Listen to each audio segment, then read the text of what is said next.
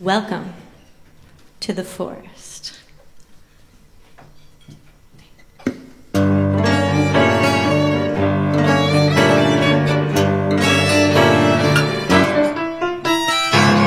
Lost in the forest, where's the old man to tell you where to go? Where's the tree with the bird to lead the way if you are kind?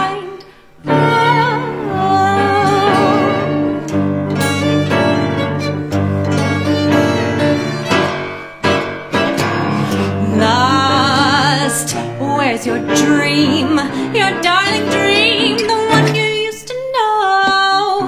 Take her leave, let her go. It's not too late for you to go.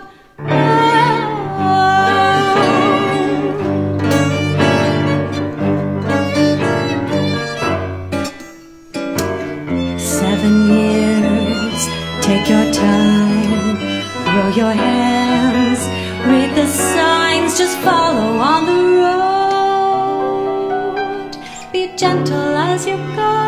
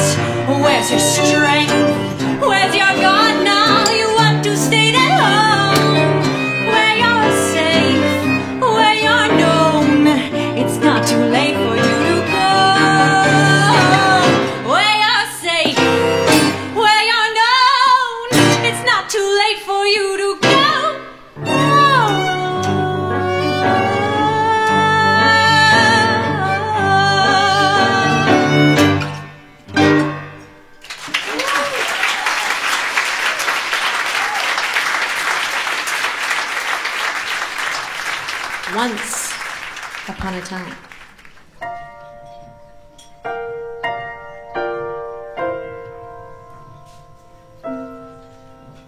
There was a king and a queen, and they had between them 6 sons and a daughter. But one day, the queen died. Well, the king sought out a new wife, and he found one truly beautiful.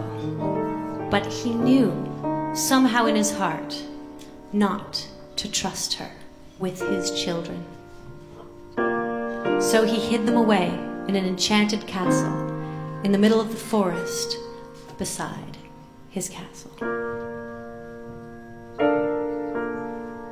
Well, she was welcomed to his home, and she loved the space, she loved the opulence, and she loved being loved. But she had a jealous heart, and she noticed that the king would steal away in the afternoons for 1, 2, 3 hours at a time. So one day she followed him. She watched him as he snuck away, went up the stairs into their chamber, and once inside he took a little silver key from around his neck, and he unlocked a little drawer beside his side of the bed. When he opened it up, he took out a ball of silver thread, and he tucked it into a great pocket.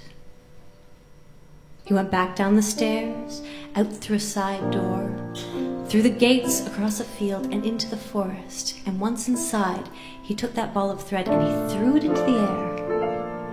It landed and bounced and bounced, and it started to unravel, and it ran out in front of him, and he walked behind, following the thread.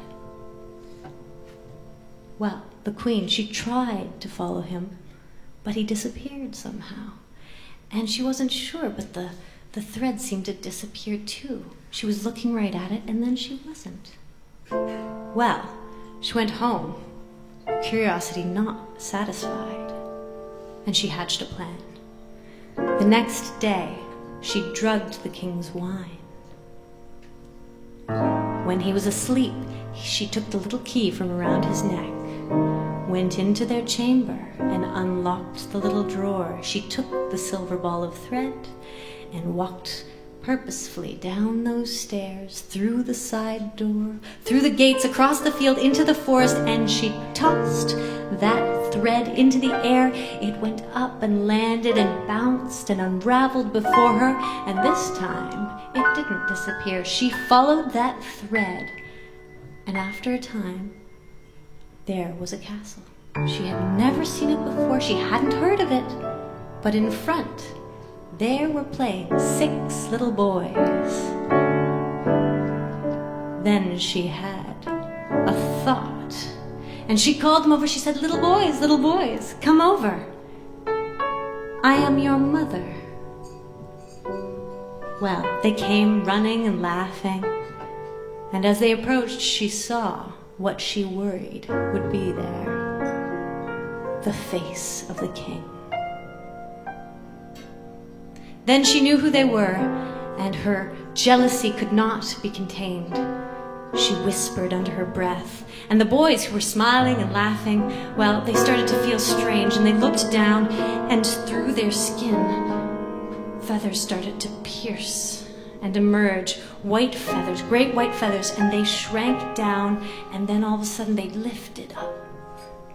They turned into swans, and they flew away. The stepmother thought she was finished.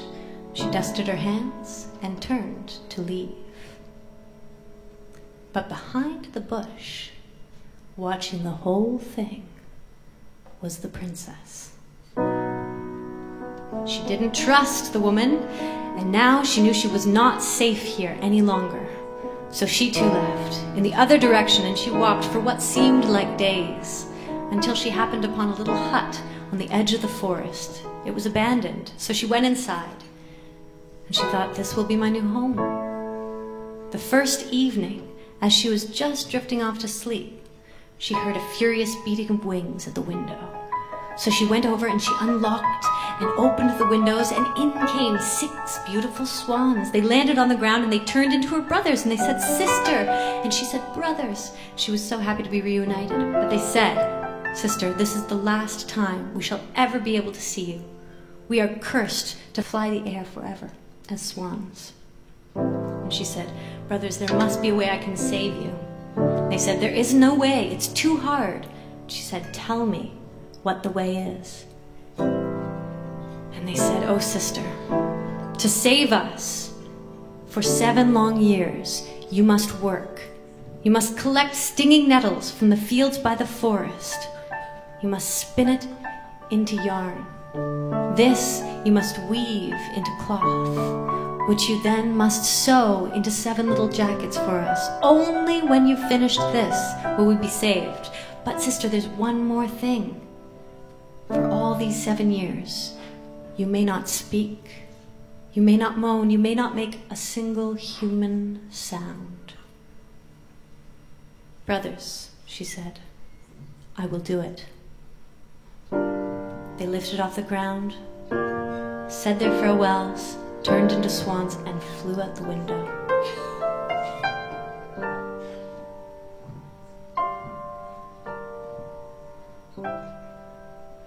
So the next day, she began her work. She went out the front door, went outside the line of trees, into the field with the stinging nettles. She collected them all day till her hands bled. And in the evening, she began the work of spinning it and spinning it. For days she did this. She worked without making a sound, and it would have gone on this way, except for one day she heard horses' hooves. She was afraid, so she climbed up a tree, but it was too late. She'd been spotted. And 6 men came over on horses, and one of them was a king. They were at the base of the tree looking up, and they saw someone up there. They said, come on down, who are you? She was afraid.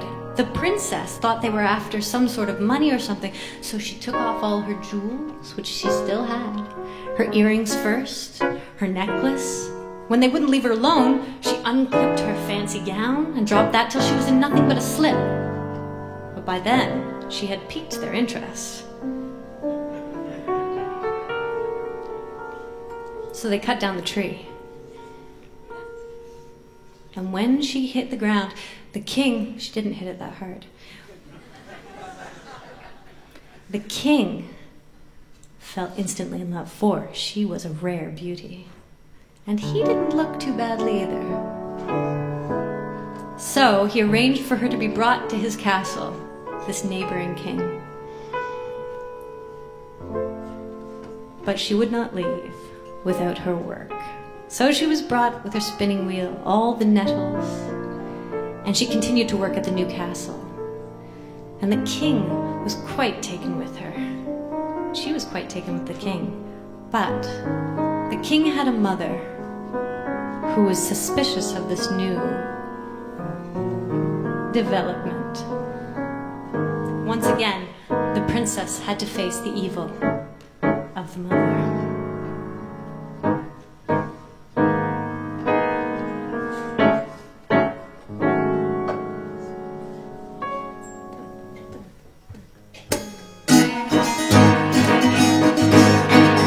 When I hear her name, my blood runs thin, my hate runs hot and thick.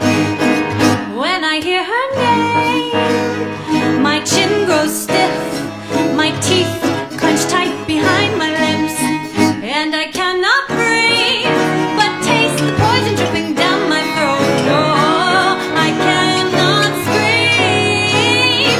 Mirror, mirror, what do you think? What do you think now? Jealousy's like a poison. It kills from the inside. No beauty here. A hatred marks my flesh with a cruelty I cannot hide, though I try.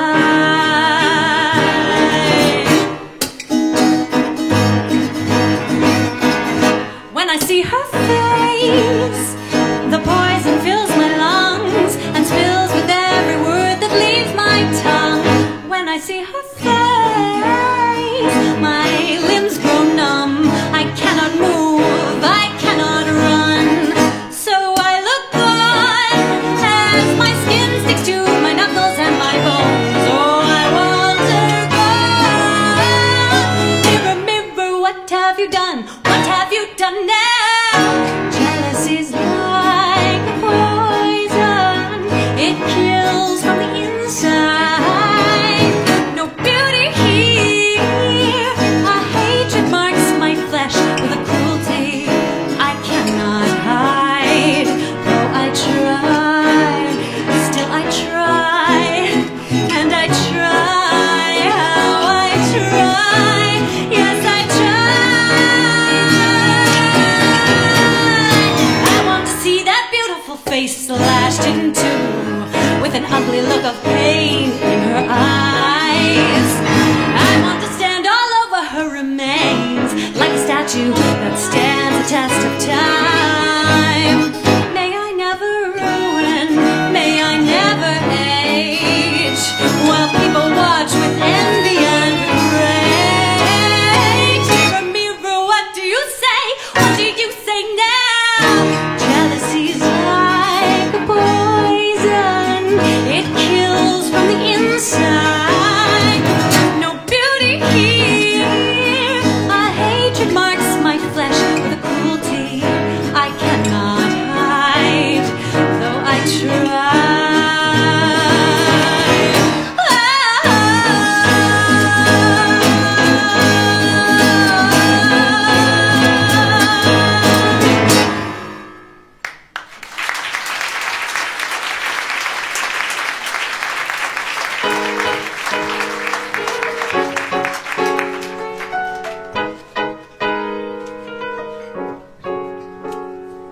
But love cannot be stopped by a disapproving eye.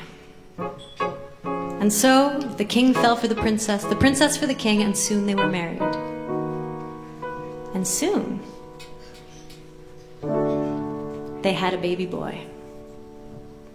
Well, the mother-in-law was not to be stopped When the princess, now the queen, was sleeping, she took the baby boy, sleeping in its mother's arms, and she took goat's blood and smeared it on the woman's lips.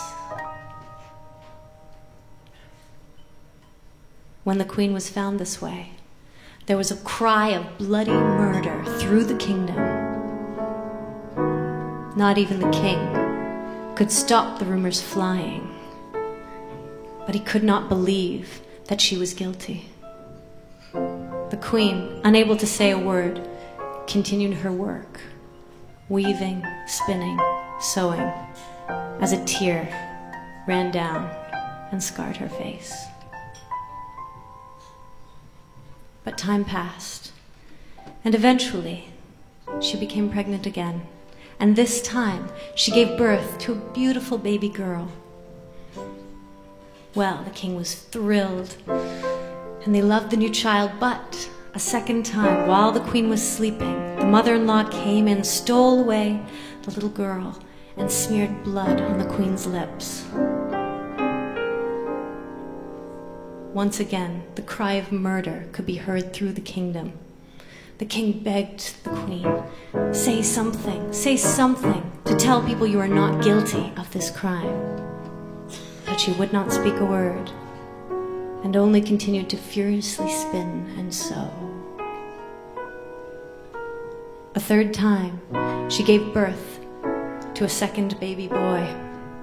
But as she slept, the mother stole in.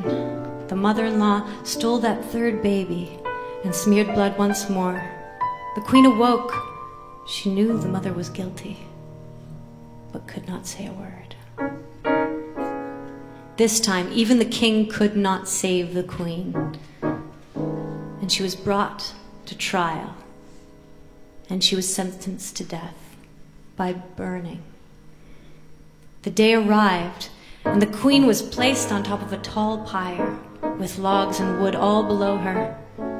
Still, up there, she was furiously sewing the last jacket. The 7 years were almost up, and there was but one sleeve missing from one of the jackets. As she worked, the wood was lit around and below her.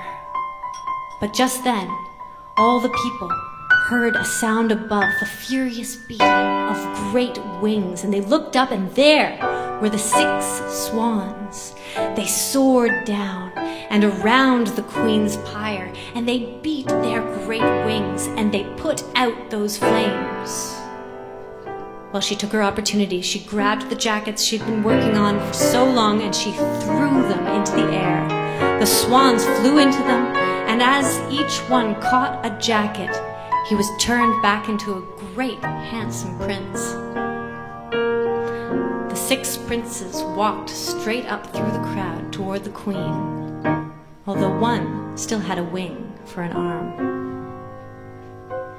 And then they explained what their sister had been doing for all this time, and she finally could speak too, and she absolved herself of guilt, instead pointing the finger at her mother-in-law. Well, the king was thrilled that his wife was free, but they looked everywhere for his mother. She could not be found. She had run, and as far as I've heard, she is running still. Nevertheless, they got into her chamber, and inside they found a little gold key, which opened a trap door. And inside there was a great chamber, and there were 3 children, a boy, a girl, and another little boy. They could see in the faces that these were the children of the king and queen. There was a great reunion, and they all lived happily ever after.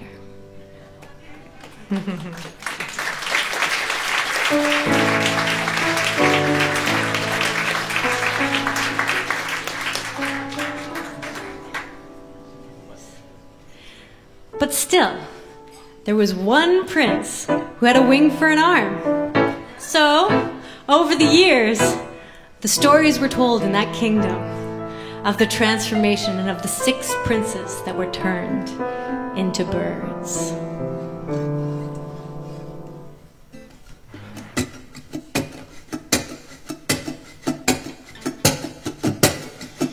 One feather down and another on the ground, another spun round and another and another, and feather down and another on the ground, and another spun round, another and another, and feather down and another on the ground, another spun round, another and another, feather down and another on the ground, another spun round, another and another, another.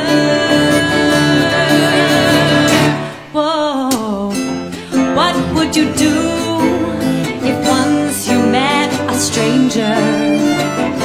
You thought you'd be loved, you'd be alone, and so you went hunting, but only found the dangers, and only too late you learned you were wrong. 'Cause when the devil's at your feet, you cry, you cry, you cry, and when the devil's got you beat, you fly, you fly, you fly. One feather down and another on the ground, another spun round, another and another, feather down and another on the ground, another spun round, another and another, another.